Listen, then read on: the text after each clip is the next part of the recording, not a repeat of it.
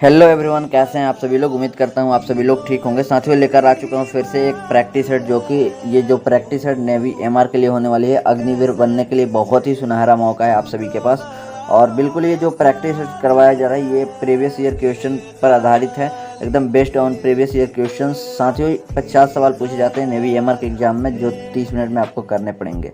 ठीक है ना। आप लोग कितना समय में कर रहे हैं ये जरूर देखना। और साथियों, आप लोग जरूर अपना स्कोर कमेंट करके बताना कि आपने कितना स्कोर किया। अगर 35 प्लस स्कोर करते हो तो आपका जो भी तैयारी है बिल्कुल अच्छी मानी जाएगी। प्यारे साथियों, आप सभी को पता होगा कि नेवी एमआर का जो भी पेपर होता है 2 सेक्शन में होता है। एग्जाम एक ही एग्जाम के अंदर में ही दोनों सेक्शन होता है। जैसे देखिए, मैथ्स और साइंस, मैथ्स प्लस साइंस मिलाकर आपका 25 नंबर का सवाल पूछे जाते हैं। मैथ और साइंस मिलाकर कितने नंबर के पूछे जाते हैं? 25 सवाल पूछे जाते हैं। और उसके बाद सिर्फ जनरल अवेयरनेस से आपके 25 सवाल पूछे जाते हैं मेरे साथियों। मतलब 50 सवाल आप लोग देख सकते हो यही पूछे जाते हैं। तो सबसे पहले आप लोग को मैं कराऊंगा जनरल अवेयरनेस के क्वेश्चंस। तो देखिए, पहला क्वेश्चन है, एड्स दिवस कब मनाया जाता है? एड्स दिवस कब मनाया जाता है? तो 10 दिसंबर, 1 दिसंबर, 1 मई, 5 जून। तो राइट आंसर हो जाएगा 1 दिसंबर को एड्स दिवस मनाया जाता है। ठीक है ना।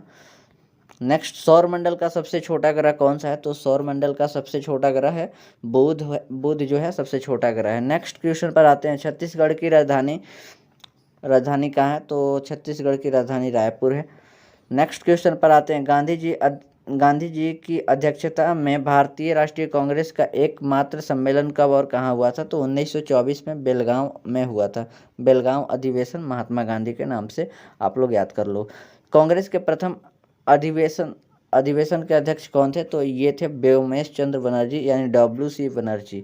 नेक्स्ट क्वेश्चन पर आते हैं, सूर्य से हमें कौन सा विटामिन मिलता है? तो सूर्य से हमें कौन सा विटामिन मिलता है? तो विटामिन डी मिलता है। और ये साइंस के क्वेश्चन है, बाकी ये जनरल अवेयरनेस के पार्ट में भी आते हैं, क्योंकि जनरल अवेयरनेस में सिर्फ जीके ही नहीं पूछा जाता है। गैरी कास्पारोव किस खेल से संबंधित हैं? तो ये संबंधित हैं, शतरंज से संबंधित है साथियों। नेक्स्ट क्वेश्चन पर आते हैं, महात्मा गांधी ने सर्वप्रथम कौन सा आंदोलन किया था? तो चंपारण सत्याग्रह, चंपारण आंदोलन किए थे। नेक्स्ट क्वेश्चन पर आते हैं, कृष्णा नदी की सहायक नदी कौन सी है? तो यहाँ पर तुंगभद्रा हो जाएगा राइट आंसर। तो तुंगभद्रा नदी जो है कृष्णा नदी की सहायक नदी। अजंता की गुफाओं के जो चित्र हैं किससे संबंधित है? तो ये गौतम बुद्ध से संबंधित है, यानी बौद्ध धर्म से संबंधित है। नेक्स्ट, भी आकार यहाँ पर देख सकते हो, क्वेश्चन है, भी आकार घाटी का निर्माण किसके द्वारा होता है? तो भी आकार घाटी का निर्माण जो है युवा नदी के, यंग रिवर के द्वारा होता है। ऑप्शन नंबर ए हो जाएगा राइट आंसर। नेक्स्ट क्वेश्चन, सूर्य को छोड़कर पृथ्वी के निकट कौन सा तारा है? तो सूर्य को छोड़कर पृथ्वी के निकट कौन सा तारा है? तो इसका हो जाएगा अल्फा सेंचुरी, जो है पृथ्वी के निकट है, जो कि सूर्य को छोड़कर। कर्क रेखा निम्न में से किस देश से होकर गुजरती है? तो इस क्वेश्चन का राइट आंसर हो जाएगा चाइना। मतलब कर्क रेखा जो है चाइना से होकर गुजरती है। ठीक है ना। नेक्स्ट क्वेश्चन पर आते हैं, नौसेना के लेफ्टिनेंट कमांडर के समतुल्य, लेफ्टिनेंट कमांडर जो नेवी में होते हैं वो आर्मी में किस पद पर होते हैं? तो इस क्वेश्चन का राइट आंसर हो जाएगा मेजर। नेक्स्ट, भारत पाक के सीमा का निर्धारण अंग्रेज व्यक्ति के अध्यक्षता में हुआ था। किस अंग्रेज? तो ये रेड क्लिफ थे, सर रेड क्लिफ, जो कि इन्हीं के नाम पर रेड क्लिफ लाइन, जो कि इंडिया पाकिस्तान के जो लाइन है। ठीक है। बाकी नेक्स्ट क्वेश्चन पर आते हैं, सर्वोच्च वीरता पुरस्कार। तो सर्वोच्च वीरता सैन्य पुरस्कार, सबसे सर्वोच्च सैन्य पुरस्कार है कौन है? तो ये परमवीर चक्र है, परमवीर चक्र। नेक्स्ट क्वेश्चन पर आते हैं, संयुक्त राष्ट्र संघ का मुख्यालय कहाँ है? तो यूनाइटेड नेशन ऑर्गेनाइजेशन का मुख्यालय है न्यूयॉर्क में है। नेक्स्ट क्वेश्चन, खजुराहो किस राज्य में है? तो खजुराहो जो कि है मध्य प्रदेश में है। और भारत और पाक के बीच में शिमला समझौता कब हुआ था? कब हस्ताक्षर किए गए थे? 1972 ईस्वी में हस्ताक्षर हुआ था। गोवा स्वतंत्र कब हुआ था? तो 1961 ईस्वी में गोवा स्वतंत्र हुआ था। और अर्जुन पुरस्कार, ये क्वेश्चन नेवी एमआर में पूछा गया है। अर्जुन पुरस्कार होता है, तो ये 1961 में शुरुआत हुई थी, आप लोग याद रखिएगा। नेक्स्ट, स्वराज मेरा जन्मसिद्ध अधिकार है और मैं इसे लेकर ही रहूँगा, बाल गंगाधर तिलक ने ये बात कहे थे। नेक्स्ट, किस राज्य में रेलवे स्टेशन नहीं है? तो सिक्किम में रेलवे स्टेशन नहीं है। नेक्स्ट, भारत के दूसरे प्रधानमंत्री थे? तो भारत के दूसरे प्रधानमंत्री लाल बहादुर शास्त्री और पहले प्रधानमंत्री जवाहरलाल नेहरू। और तीसरे कौन थे? तो तीसरे थे मोरारजी देसाई। और नेक्स्ट बात करते हैं, डल झील कहाँ स्थित है? तो डल झील जो है जम्मू कश्मीर में है। नेक्स्ट, WHO का पूर्ण रूप है? World health organisation. WHO का पूर्ण रूप हो जाएगा वर्ल्ड हेल्थ। साथियों, अब हम बात करेंगे सेक्शन 2 के बारे में। तो यहाँ पर देख सकते हो कि सेक्शन 2 में आप सभी लोग जानते हो कि मैथ और प्लस में साइंस मिलाकर 25 सवाल पूछे जाते हैं। तो ये चीज़ें आपको करनी है। आपको लास्ट में, वीडियो के लास्ट में आपको स्कोर बताना है कि आपने अभी तक कितना स्कोर किया। टोटल प्रैक्टिस सेट को लगाइएगा, एक भी क्वेश्चन छोड़ना नहीं है, ठीक है ना। चलिए, फर्स्ट क्वेश्चन है, 5 वर्ष पहले मेरी आयु x थी। जो 5 वर्ष पहले मेरी आयु x थी तो 7 वर्ष बाद क्या होगी?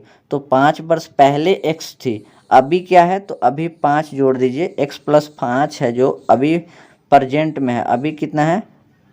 प्रेजेंट में है।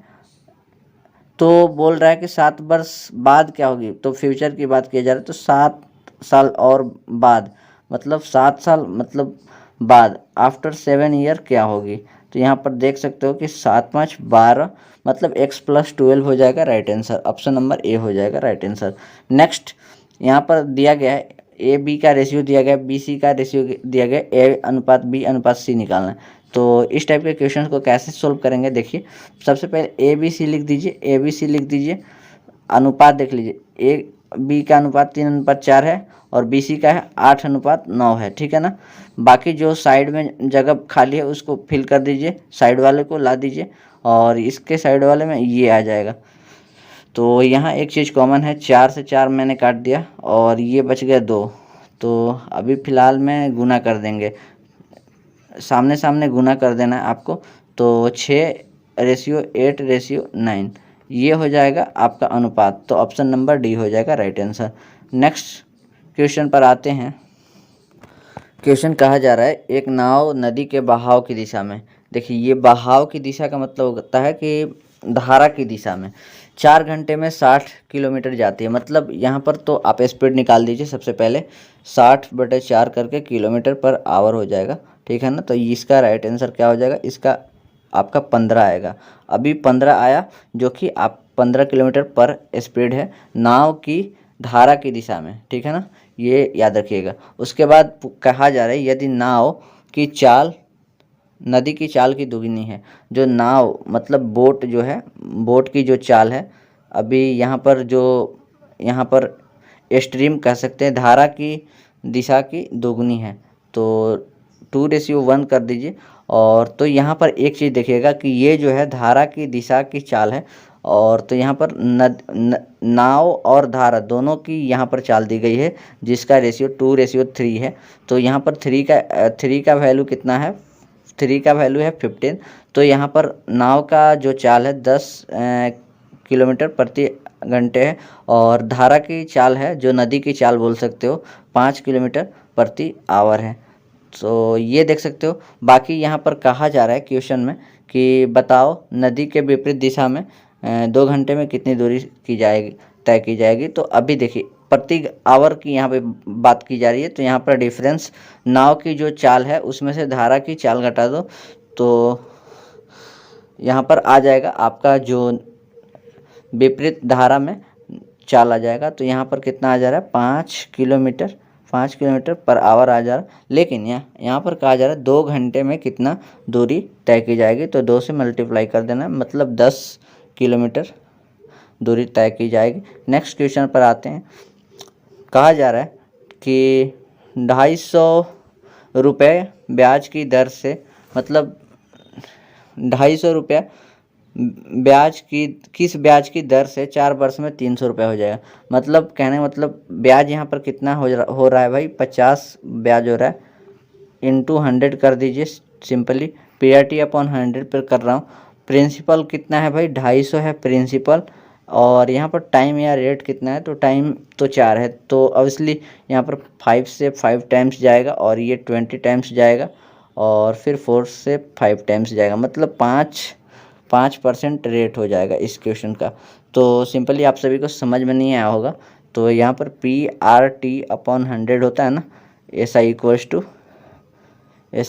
तो यहाँ पर SI/100 कर दोगे, ये इधर आ गया SI/100 अपॉन, अगर T निकालना है तो PR को भेज दो, R निकालना है, सॉरी R तो R निकालना है तो ये दोनों को भेज दो, मतलब कोई भी निकालना होगा उसको छोड़कर 2/में यहाँ आ जाएगा, ठीक है ना, ये फॉर्मूला है।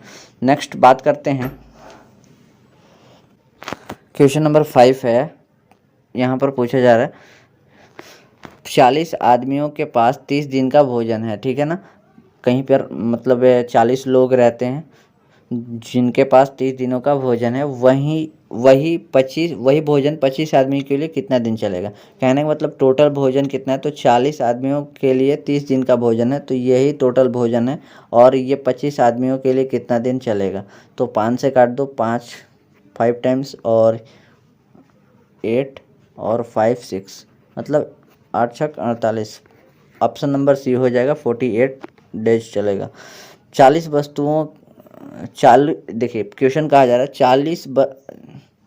40 आदमियों, ये तो क्वेश्चन हो ही गया भाई, तो 40 वस्तुओं के बेचने पर 40 वस्तुओं के बेचने पर 5 वस्तु के विक्रय मूल्य जितना लाभ कमाता है, जैसे कोई मतलब SI जो है 40 ऑब्जेक्ट है, ठीक है ना, 40 यहाँ पर ऑब्जेक्ट की बात की जा रही, प्राइस की नहीं, तो 5 वस्तुओं के विक्रय मूल्य जितना लाभ होता है, तो ये जो 40 बेचा जा रहा है तो मतलब इसलिए 5 लाभ हो रहा है, तो CP जो है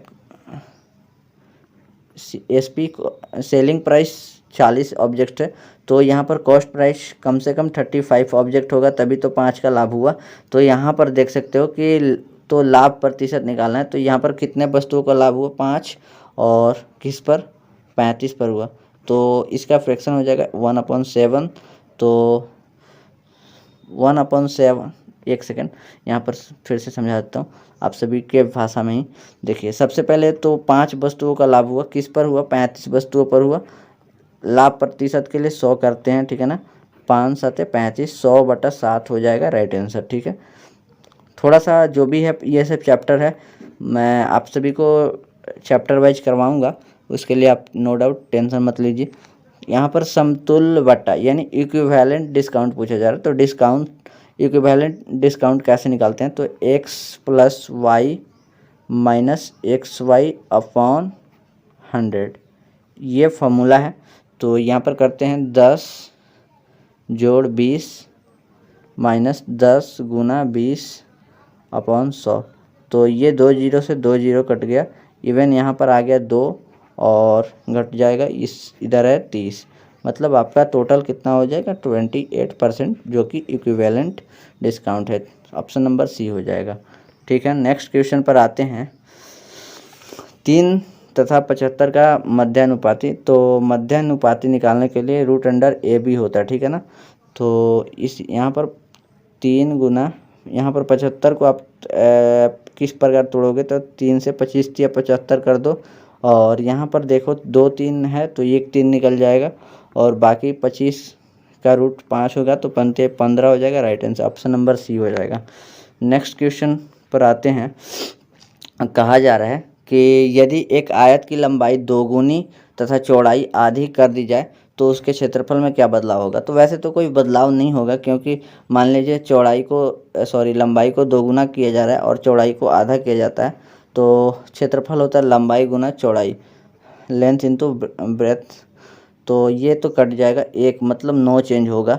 फिर से एक एग्जाम्पल के बेसिस पे आपको करवा देता हूँ, जैसे देखिए 10 पहले लेंथ थी और अब कितना हो गया, 2 गुना हो गया तो 20 हो गया, ठीक है ना, और पहले चौड़ाई कितनी थी, 10 थी, और अब आधी हो गई, ठीक है ना, ये भी 100 हो गया, ये भी 100 हो गया, मतलब नो चेंज, कोई बदलाव नहीं होगा, ठीक है।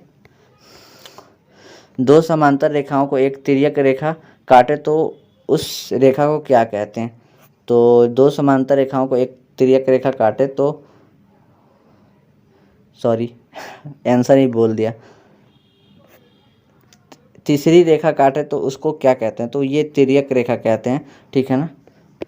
जैसे मान लीजिए यहाँ पर पैरेलल लाइन है और यहाँ पर कोई लाइन काट रही है, तो ये जो है ये यही है तिर्यक रेखा, यही जो है तिर्यक रेखा है, ठीक है ना। नेक्स्ट क्वेश्चन पर आते हैं। कहा जा रहा है एक गांव की जनसंख्या 2 वर्षों में लगातार 10% बढ़ती है, पहले बढ़ती है और दूसरी बार घटती है 10%। तो अब जनसंख्या कितना है? तो 792 है अभी। तो इसी पर निकालते हैं, पहले 10% बढ़ती है तो 110/100 कर देंगे, फिर घटती है तो मतलब फिर घटती है, इसका मतलब 90 अपॉन सॉरी यहाँ पर आप 100/90 कर दोगे तो इस प्रकार इसको काटने पिटने के बाद आपका आंसर आ जाएगा 800। तो ऑप्शन नंबर सी हो जाएगा, आप एक बार देख लेना।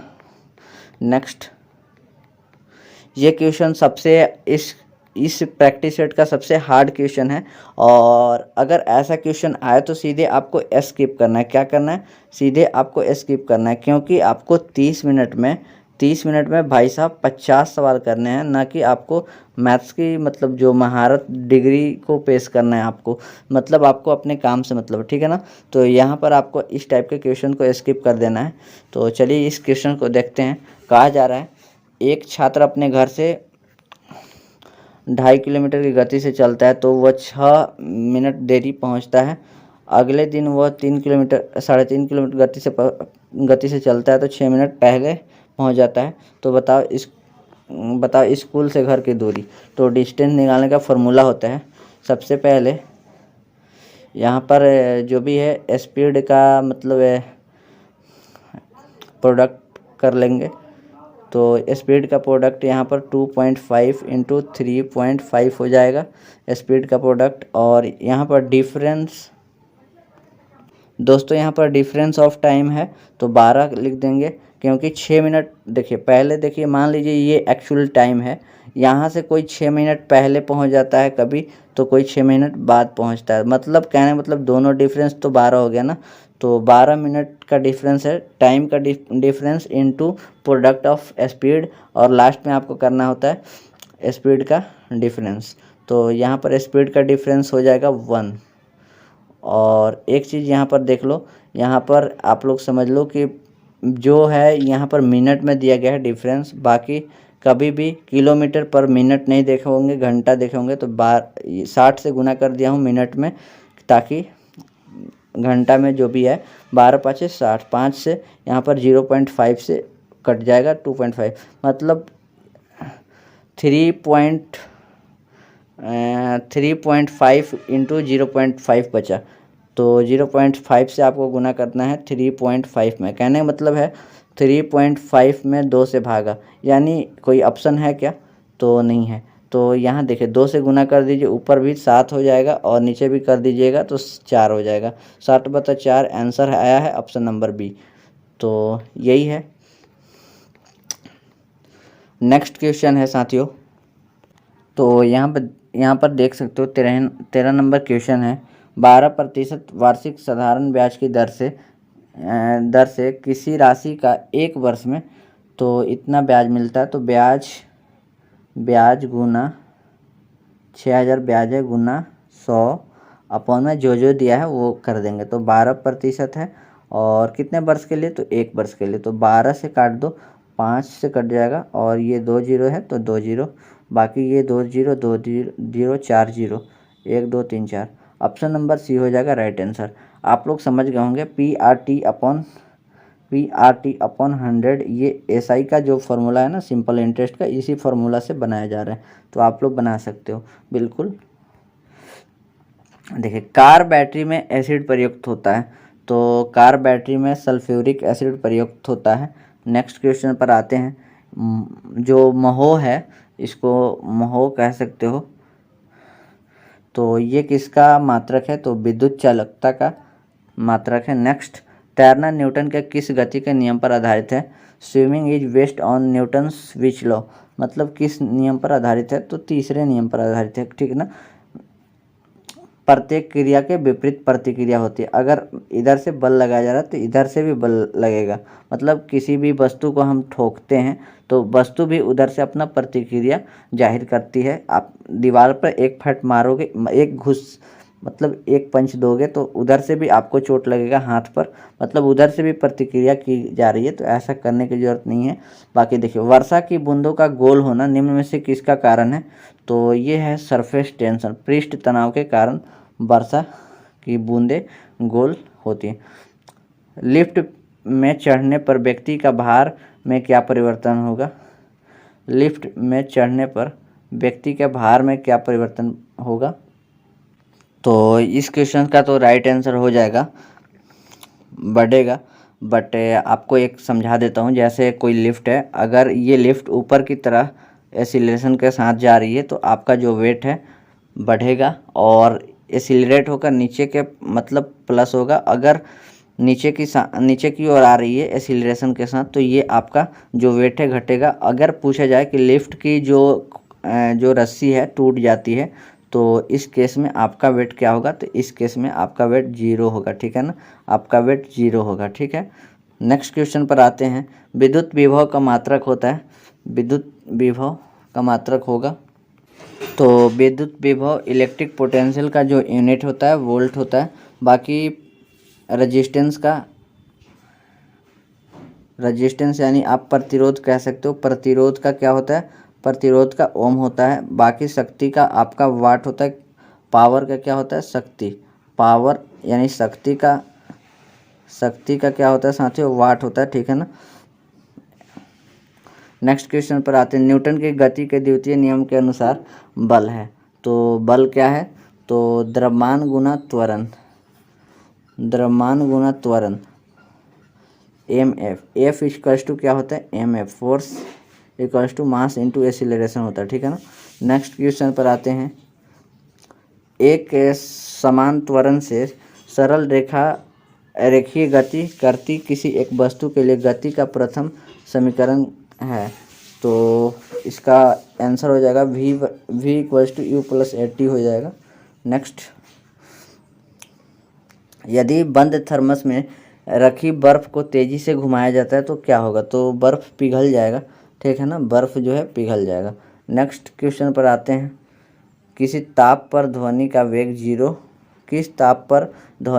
0 डिग्री के ताप के वेग से दोगुना होता है, तो ये क्वेश्चन वैसे इस क्वेश्चन का तो नेवी एमआर से कोई लेवल नहीं है, नेवी एमआर का लेवल का नहीं है, ये आपके एसएसआर में देखने को मिल जाएगा, तो एसएसआर वाले इसको ध्यान से देख लीजिए। तो किसी ताप पर ध्वनि का वेग 0 डिग्री के ताप के वेग से दोगुना हो जाता है जब 819 डिग्री सेल्सियस टेम्परेचर हो, ठीक है ना। तो ये क्वेश्चन नेवी एमआर का लेवल का नहीं है। बाकी ये क्वेश्चन नेवी एमआर में 2-3 बार पूछा गया, 3 टाइम्स, कम से कम मिनिमम 3 टाइम्स पूछा गया। 3 बार एग्जाम दिया, 3 बार एग्जाम क्रैक किया हूँ, तीनों बार ये क्वेश्चन मिला है। तो ये क्वेश्चन है किलोवाट घंटा मात्रक है, तो ये विद्युत ऊर्जा का ही होगा। और बाकी विद्युत बल्ब से रिलेटेड एक क्वेश्चन पूछा जाता है, हर एक बार पूछा जाता है कि जो इसका फिलामेंट होता है किसका बना होता है, तो टंगस्टन का बना होता है, ये इम्पोर्टेंट है। बाकी प्रतिध्वनि के लिए नेक्स्ट क्वेश्चन है, 25वें क्वेश्चन है। प्रतिध्वनि के लिए कम से कम दूरी होनी चाहिए, तो मिनिमम डिस्टेंस कम से कम 17 मीटर तो होना चाहिए। बाकी 17 मीटर को कहीं कहीं 16.6 दिया जाता है, तो 16.6 या 17 ये दो ही चीज़ दिया जाएगा कभी भी, तो यही में से मानना है 16.6 मीटर यहाँ पर हो जाएगा। तो ये रहा प्रैक्टिस सेट, कैसे आप लोगों ने सोल्व किया और कितना आपने स्कोर किया। आप अपना स्कोर को ज़रूर से ज़रूर बताएं, और यदि कोई क्वेश्चन का आंसर गलत होता है तो आप कमेंट बॉक्स में बताइए कि हाँ सर ये क्वेश्चन का आंसर आपका गलत है, फिर मैं कमेंट में बता दूंगा सही आंसर, ठीक है ना। तो चलिए, आप सभी को धन्यवाद कि आपने अपने कीमती समय को इस प्रैक्टिस सेट को देखने में लगाया। हो सकता है कि आपका जो भी है नेवी एमआर के लिए आपने इस प्रैक्टिस सेट को लगाया, आपका जो भी है मतलब बहुत ही अच्छा होगा इन फ्यूचर नेवी एमआर के एग्ज़ाम में। तो साथियों ये है, तो एक रिक्वेस्ट है, थोड़ा शेयर कर दीजिए, थोड़ा शेयर तो कर ही सकते हैं, प्लीज़ शेयर कर दीजिए। बाकी चैनल पर नए हैं तो सब्सक्राइब कर दीजिए, चैनल पर नए हैं तो सब्सक्राइब कर दीजिए। और फिर मिलता हूँ नेक्स्ट प्रैक्टिस सेट के साथ, ठीक है ना साथियों। जय हिंद, जय भारत, लव यू।